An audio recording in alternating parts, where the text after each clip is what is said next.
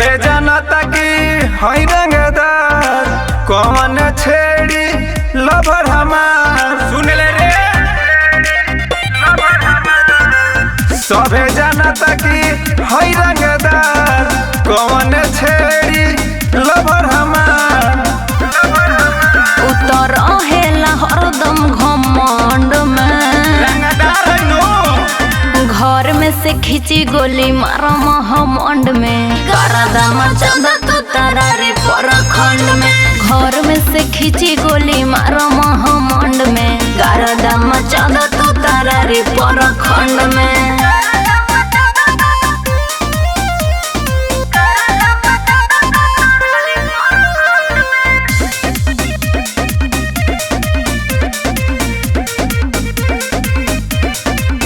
पीछे लग जाते बड़े सा हमारा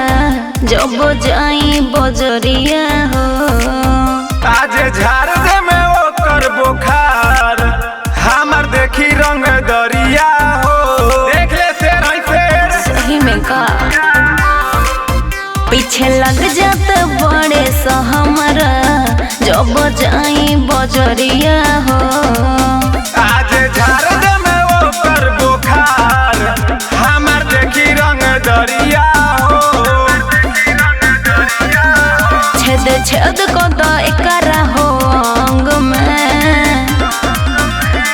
घर में से खींची गोली मारे महामंड में गरदा मचा दो तो शहर परखंड में घर में से खींची गोली मारे महामंड में गरदा मचा दो तो शहर परखंड में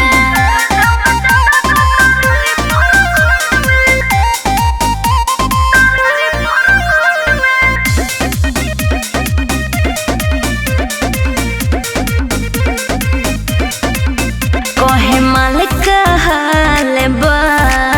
मोह तो पियोढ़निया से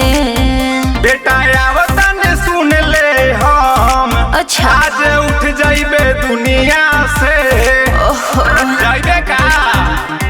सुनो ना कहे मालिक हाल बा मोह तो पियोढ़निया से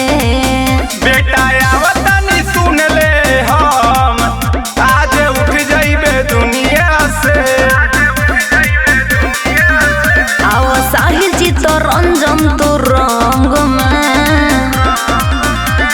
घर में से खींची गोली मारो महमंड में हलफा मचा तू तारा रे परखंड में घर में से खींची गोली मारो महमंड में हलफा मचा तू तारा रे परखंड में।